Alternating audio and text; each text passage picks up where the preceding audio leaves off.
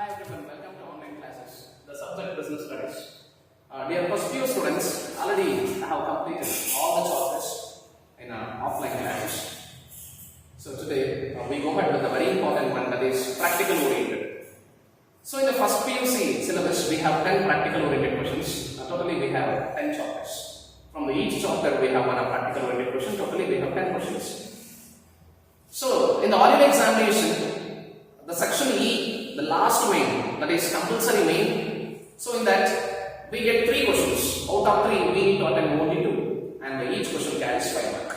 So let's go ahead with the practical oriented questions. The first one is, as the owner of a business unit, I mean the business organization, what risks are faced by you while running it? Means while starting a business, while running a business, what risks usually the entrepreneur or owner of the business organization or employer uses to face?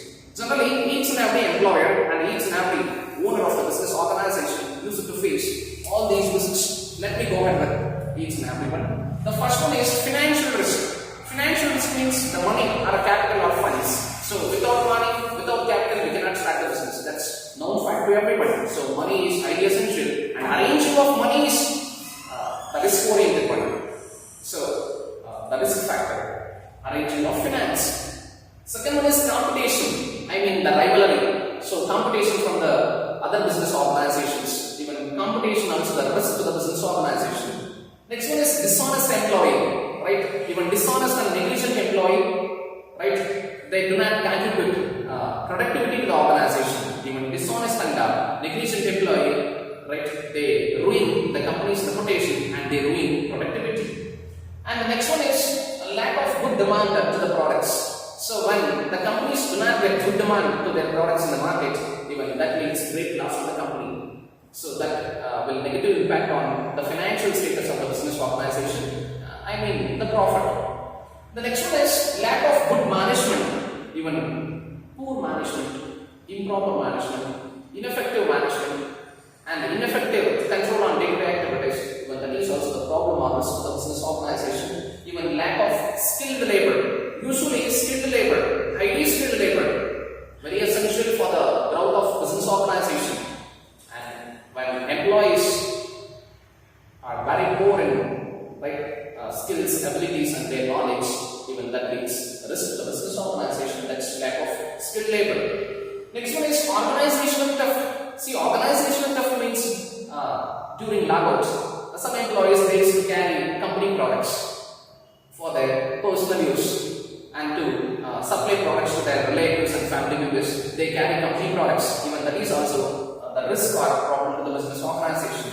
The next one is natural calamities like earthquake, floods, tsunami, all these are the problems to the business people or the owners.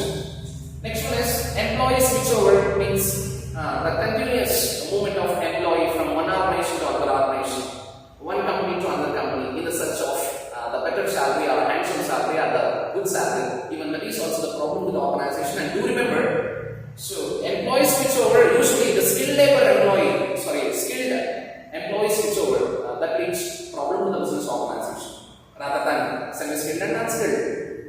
Next one is customer switchover. Even customer switchover, it will negatively impact on the turnover or market share of the organization.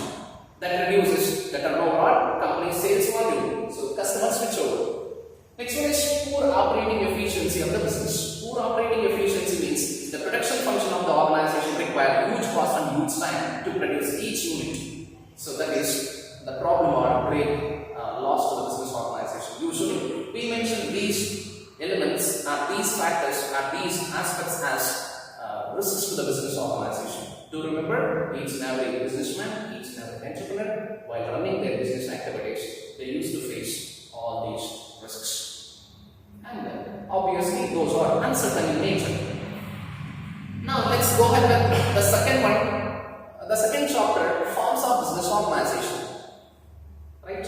So in the forms of business organization, the practical oriented question is, you are planning to start a new business. Make a list of any 5 factors you consider while selecting a suitable form of business organization. Actually, in the second chapter, we discuss various forms of business organizations or various types of business organization.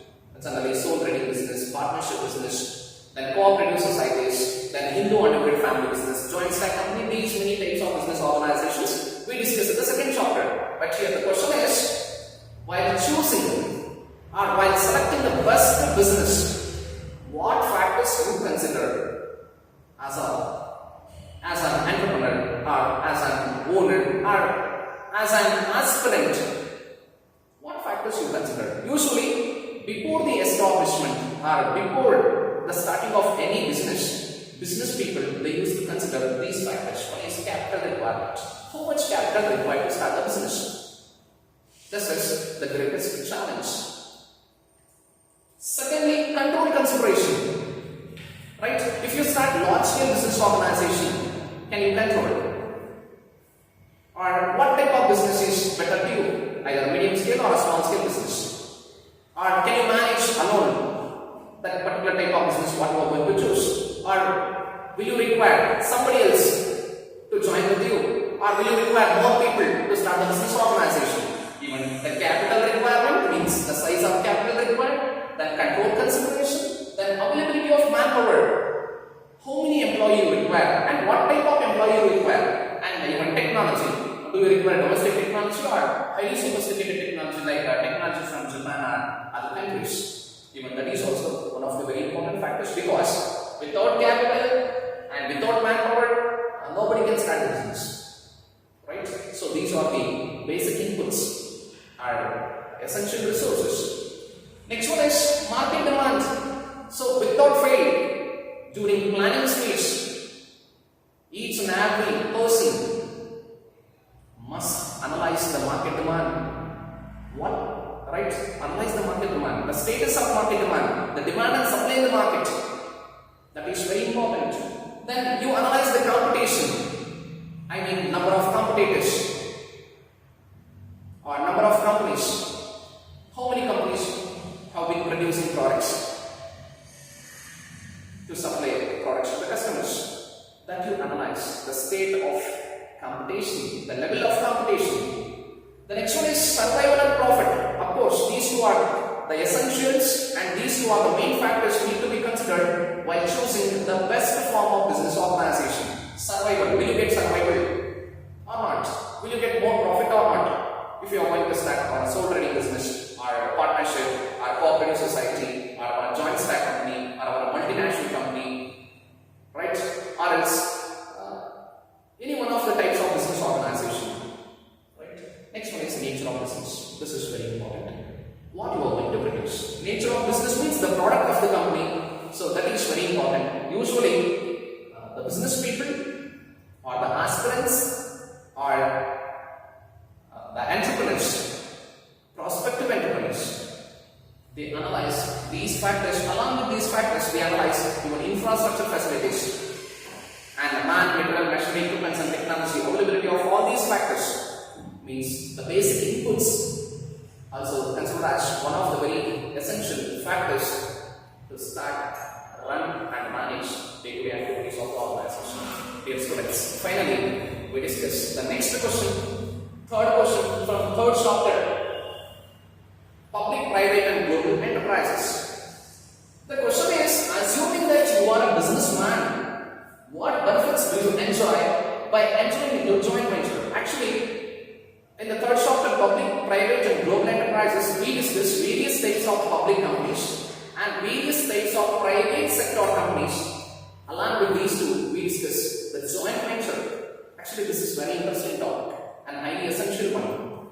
Actually, the joint venture business organizations use it to start the business based on these aspects. Actually, these are the reasons behind the establishment of joint venture. Usually, joint venture means the amalgamation or merger of two or more existing business organizations to start a new business. That's what joint venture.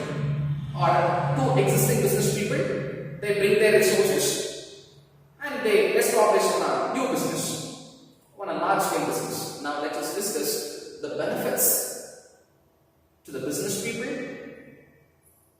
by doing a joint venture form of business organization. First one is increased resources and capacity. Definitely, when two business people bring their resources, they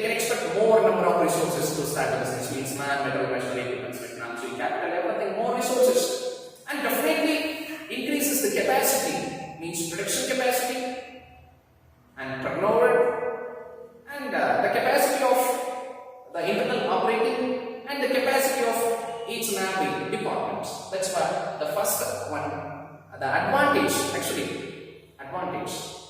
or the importance or the benefit, increase resources and capacity of the organization. It is possible. Now, better growth and development of the organization. Actually, the joint venture business organizations go ahead with their day-to-day business activities with the aim of better growth. Better growth means growth in a profit, growth in a sales, growth in a production, right? Long-run survival, and more inventions and innovations. All these growths. And the development of the business organization means expanding their marketing activities, expanding their branches towards the new business areas, all these.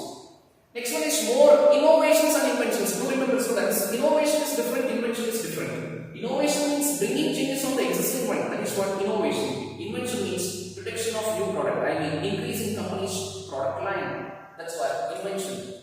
Next one is low cost of production. Definitely, when they use effective and sophisticated technology in their organization, joint ventures, they can minimize the cost of production. Means they minimize cost of production and they improve and increase the quantity of output. Next one is access to new markets and distribution networks. Definitely, they can expand their distribution channels and they can introduce their products to the new market areas. Not only in domestic, they can introduce their products in abroad also.